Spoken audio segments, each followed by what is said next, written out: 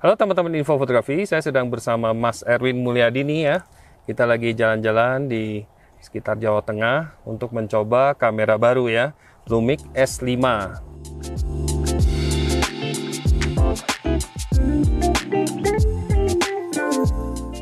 Lumix S5 ini ditujukan kepada content creator yang membutuhkan kamera dengan ukuran yang compact nih, tapi memiliki spesifikasi untuk fotografi yang sangat tinggi karena dia sudah punya sensor full frame misalnya, dan juga memiliki spek video yang tinggi juga ya. Pasti ya. Ya. Ya, dengan ukuran yang sekompak ini ya, kita bisa mendapatkan sebuah kamera yang sensornya itu full frame. Kita tahu image quality dari sensor full frame, baik untuk foto, apalagi untuk video, tentu sudah tidak diragukan ya kualitasnya. Apalagi tadi itu dengan fitur-fitur yang dia punya, menjadikan kamera ini menarik sekali nih untuk kita coba di sini ya. Betul.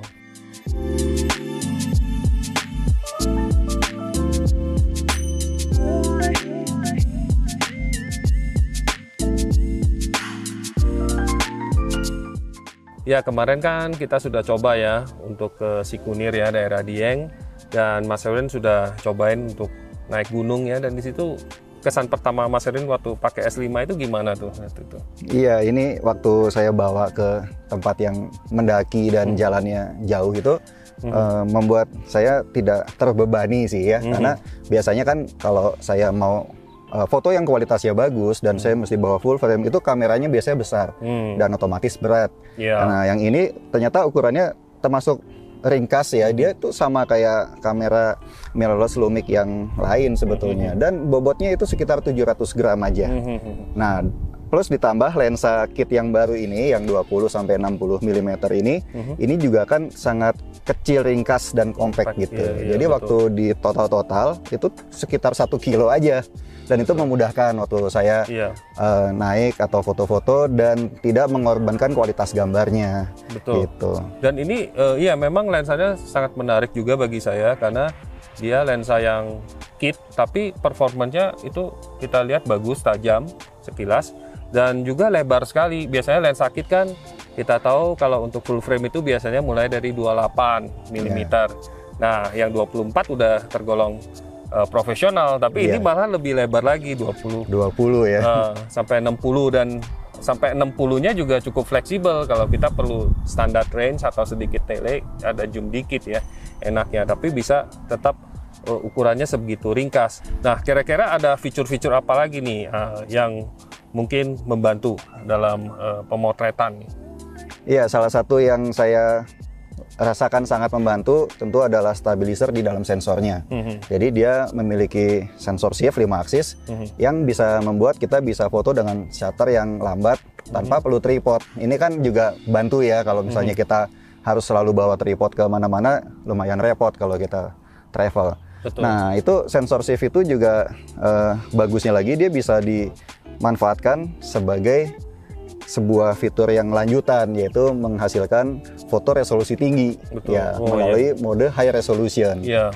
Gitu. Jadi kalau teman-teman anggap 24 megapiksel itu belum mencukupi untuk beberapa hal tertentu, misalnya pemandangan yang detailnya banyak, teman-teman pengen nanti mungkin blow up jadi cetak ukuran sangat besar atau mungkin cropping, itu bisa manfaatkan high resolution mode, dan teman-teman akan dapatin 96 megapiksel ya, dengan 96. Panjang dan ininya ya, kalau 24 megapiksel itu kan 6.000 kali 4.000. Ini dikali 2 aja. Ya, jadi bisa sampai 12.000 kali 8.000 gitu. Ya, nah, itu panjang sekali. Panjang, dan intinya teman-teman udah 100% di zoom lagi, ya 200% masih tajam gitu, kurang lebih kalau di Lightroom. Betul. Lumayan banget, dan dual IS-nya juga berfungsi dengan baik. Kemarin saya sendiri juga coba untuk sore-sore waktu udah mulai matahari udah terbenam, dan memang sesuai dengan advertise-nya. Jadi si Lumix itu mengklaim bahwa dia bisa menahan 5 stop. Jadi kita coba sampai setengah detik masih oke. Nah, kalau kita pasang dengan lensa yang punya image stabilization, itu nanti lebih lagi tuh, dapat 6,5 stop. Dan reputasi Lumix itu biasanya istilahnya dia agak bohong ya. Kalau misalnya spekasi dia bilang bisa 5 stop, dia bisa 5 stop. Jadi itu yang saya sendiri appreciate lah. Iya, betul Jadi sih. bukan marketing gimmick aja. Jadi lensa ini kan memang dia tidak ada IS-nya. Betul. Maka waktu dicoba ya dia bisa sampai 5 stop. stop. Tapi kalau lensa yang ada IS-nya, maka dia jadi dual IS. Dual Dual IS itu bisa sampai 6,5 stop bahkan. Ya, Gitu. misalnya lensa 24105 yang makro IS, kemudian 70-200 baik yang f4 maupun f2,8 itu punya IS di bodi lensanya juga. Tapi kita juga mendapati 5 stop, udah kalau misalnya memang bisa 5 stop udah keren ya. Gitu. Iya.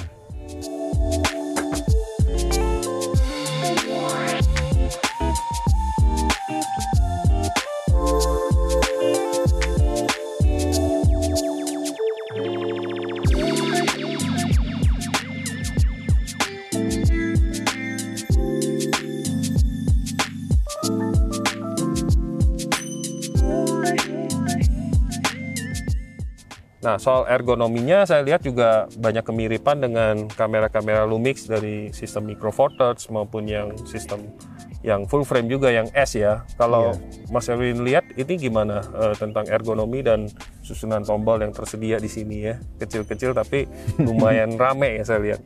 Betul, betul. Jadi kalau kita lihat dari desainnya ini terlihat solid ya dengan desain yang juga seperti kamera misalnya kalau di Micro Four Thirds itu seperti GH5 misalnya atau G9 Dan dia gitu. weather seal juga. Tetap weather seal gitu. Dan kalau kita lihat tetap punya bahasa desain yang sama, misalnya di atas ini ada puter-puteran buat ganti setting, baik yang di depan maupun yang di atas bagian sini. Kemudian ada tombol-tombol langsung ke WB, ISO, kompensasi exposure, tombol video karena kita tahu video sekarang sering dipakai, jadi tombolnya sangat jelas dan besar di sini. Iya, merah lagi. Betul ya. Kemudian ya di atas ini ada dua roda, yang pertama mode dial dan yang di kiri adalah untuk memilih drive, termasuk untuk misalnya continue shooting atau self timer dan yang lain-lain. Kalau yang menarik ya kalau saya lihat pertama ini adalah layarnya. Layarnya ini desainnya sekarang lipat ke samping atau articulated, yang mana kalau kita lihat Panasonic S yang lebih di atasnya misalnya S1 itu kan dia layarnya tidak bisa lipat ke samping. Terus di belakangnya lagi yang saya suka juga tetap disediakan joystick, roda putar yang juga bisa dipencet atas bawah ya. Joystick mengesankan ini ya, agak mewah kameranya. Mewah, betul, dan kepake sih ya buat mindahin area fokus atau waktu kita ganti di menu gitu kan. Betul. Terus juga tombol langsung ke autofocus dengan tuasnya yang AFS, AFC dan manual fokus itu gitu. Iya, iya. Mantap lah. Jadi dari ergonomi kita dapat akses ke banyak tombol sehingga tidak perlu terlalu banyak untuk mencari item di menu kalau misalnya ini.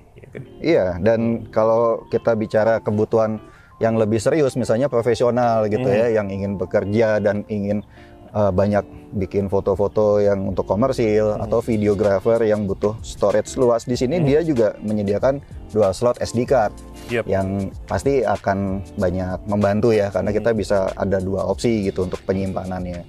Kemudian di sisi kiri juga ada port mikrofon dan headphone tentunya karena ini untuk content creator, dan juga ada USB-C yang bisa dipakai untuk mengisi daya.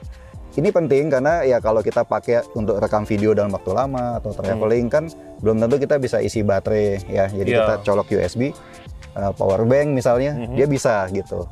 Baterainya sendiri juga kapasitasnya sudah cukup bagus, jadi dia bisa tahan untuk dipakai sampai 400 foto lebih ya gitu. Ini unik sekali juga baterainya. Baterainya ini ngomong-ngomong kita bisa pasang juga ke misalnya kamera Lumix yang lain seperti GH5 ataupun G9 misalnya, tapi tidak sebaliknya yang lucunya. Jadi bentuknya itu ada dua, ada kontak yang berbeda. Tapi kata si Lumix memang performance dari baterai ini lebih tinggi daripada yang sebelum-sebelumnya ada, which is good news ya. Iya.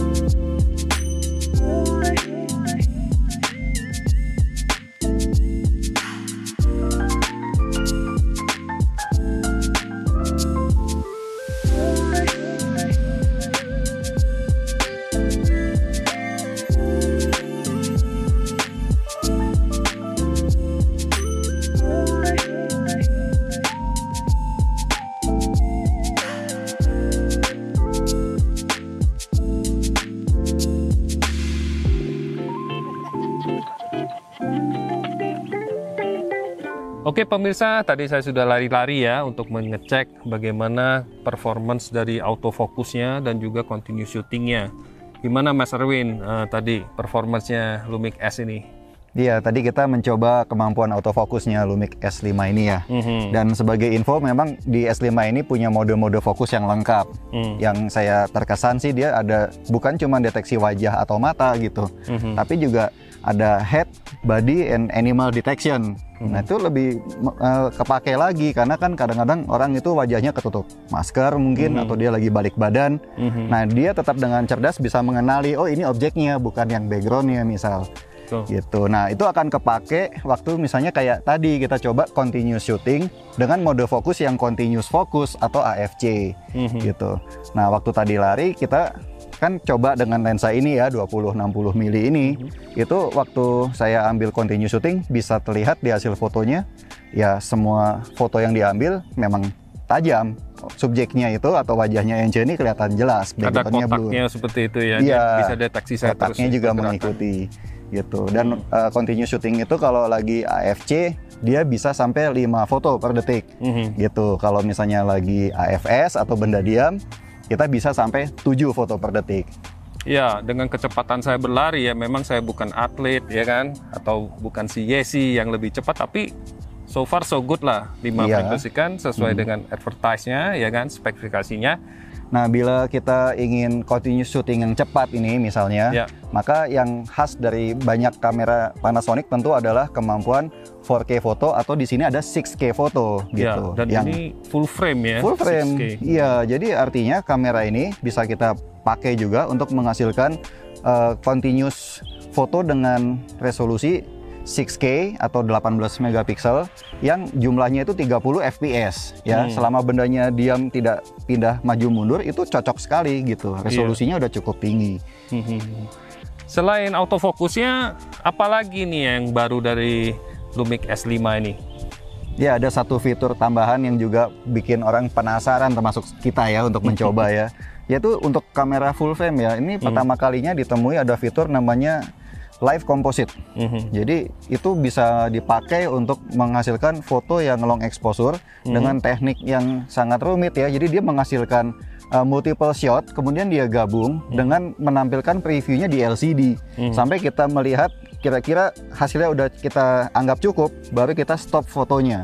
Dan itu bisa bahkan kita pilih mau disimpan sebagai RAW atau JPEG gitu. Itu sesuatu yang menarik dan itu penting ya, karena kalau misalnya tidak ada fitur itu akan sulit sekali untuk dapat foto-foto seperti misalnya jejak lampu mobil yang banyak atau bahkan sampai jejak bintang mungkin gitu. Like painting juga. Jadi dengan ada live composite kita dapat previewnya dan kita bisa menentukan stopnya di mana.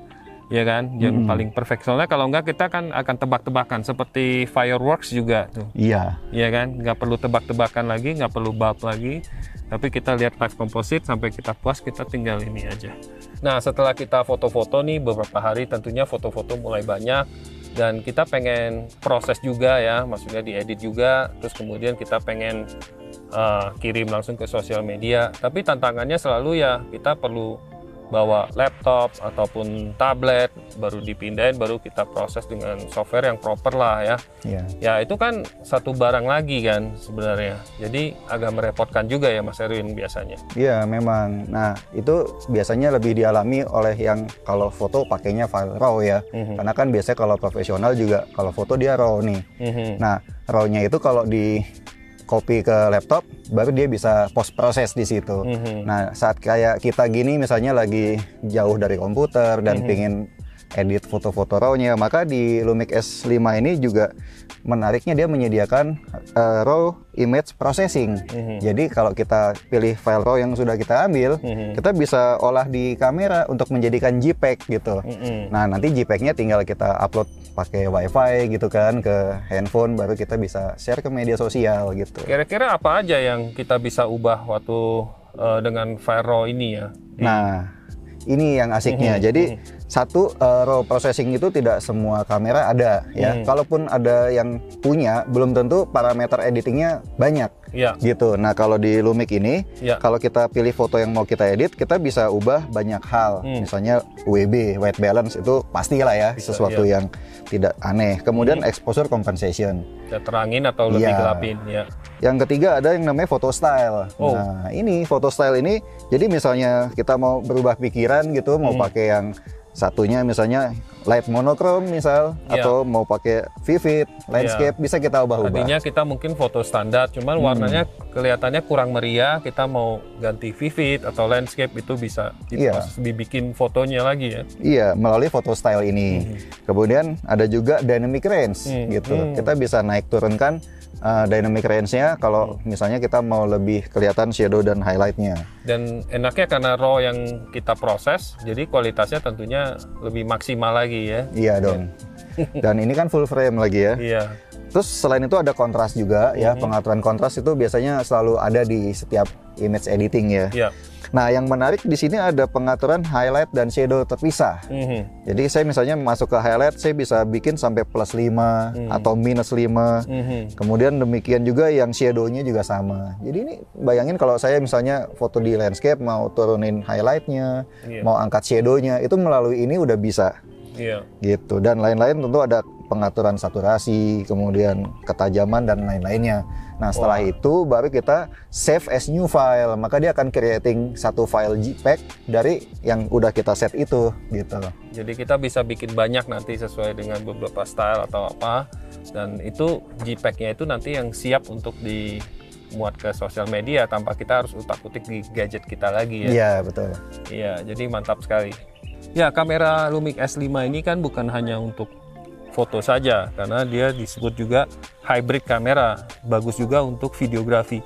Bahkan spesifikasi videonya itu sering dibandingkan dengan kamera yang lebih high end seperti S1H, karena dia bisa rekam 4K 60p 422 10 bit meskipun dalam super 35 mm mode ya, crop ya.